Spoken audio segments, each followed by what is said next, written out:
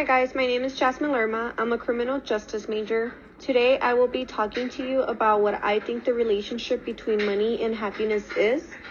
I hypothesize that as money increases, happiness increases.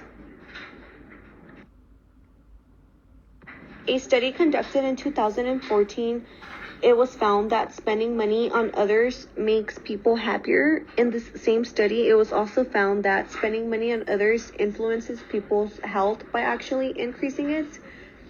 Another study conducted in 2020 had similar findings. The researchers wanted to see whether pro-social spending leads to greater happiness than spending money on yourself, and it was indeed found that spending money on others does promote happiness.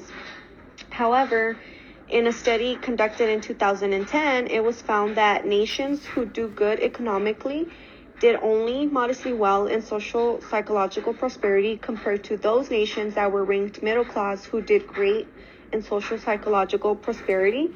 The big takeaway from this study was that societies should not only look at economic variables, but also at psychological well-being variables.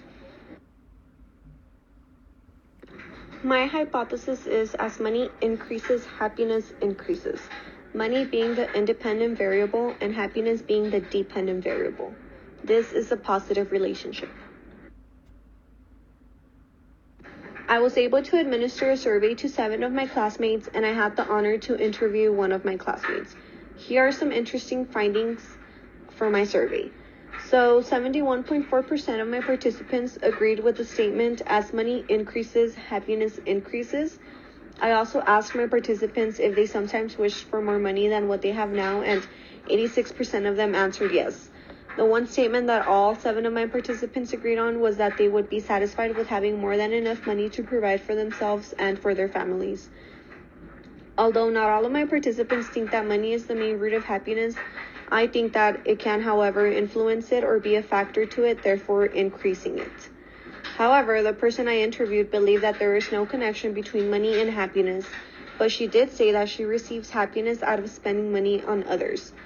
So I think that happiness can be reached through money in different ways, even if you're not aware of it, such as spending money on others. The biggest limitation of my study was not being able to test my hypothesis because I wasn't able to get an accurate representation of all UTEP. I would have liked to have given my survey to other people who weren't in my class, or people in different majors, and even to lower classmen, since most of us in this course were upperclassmen. I think that an experiment may be the best way to test my hypothesis, but I understand that it may be lengthy and it may be difficult to obtain participants. However, if I were to obtain participants in the future, I think that 60 to 70 participants for my survey would give me good data and maybe interview 10 of them. To future researchers, I would advise them to add more demographic and qualitative questions to my survey to make it better. And they can also interview not just students, but faculty and staff of UTEP. That way they can collect more data on different perspectives other than just students. And that's all I have for you guys. Thank you.